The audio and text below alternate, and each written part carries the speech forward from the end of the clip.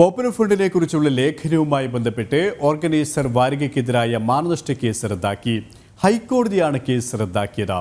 RSS മുഖപത്രത്തിനെതിരെ നിരോധിത സംഘടന PFI നൽകിയ അപകീർത്തി കേസാണ് റദ്ദാക്കിയത്. നിരോധിച്ചതിനാൽ PFI നിയമപരമായ സ്ഥാപനമല്ല എന്നും കോടതി വ്യക്തമാക്കി.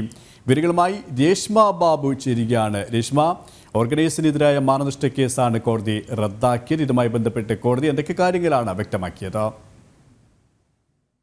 ഫ്രണ്ടിനെ കുറിച്ചുള്ള ലേഖനം പ്രസിദ്ധീകരിച്ചതുമായി ബന്ധപ്പെട്ട് ഓർഗനൈസർ വാരികയ്ക്കെതിരെ ഉണ്ടായിരുന്ന മാനനഷ്ട കേസാണ് ഇപ്പോൾ നിലവിൽ റദ്ദാക്കിയിരിക്കുന്നത്. ഒപ്പം ചില പരാമർശങ്ങൾ PFIക്കെതിരെ ഹൈക്കോടതി നടത്തുകയും ചെയ്തിട്ടുണ്ട്. നിരോധിത സംഘടന ആയിട്ടുള്ള PFI അതിനെ നിരോധിച്ചു എന്നുള്ളത് ഒരു വസ്തുതയാണ്. അതുകൊണ്ട് തന്നെ നിയമപരമായിട്ടുള്ള ഒരു സ്ഥാപനമായിട്ട് PFIയെ കണക്കാക്കാൻ സാധിക്കത്തില്ല. നിയമപരമായിട്ടുള്ള പരിരക്ഷയ്ക്ക് PFIക്ക് അർഹതയില്ല എന്നാണ് ഹൈക്കോടതിയുടെ കണ്ടെത്തൽ.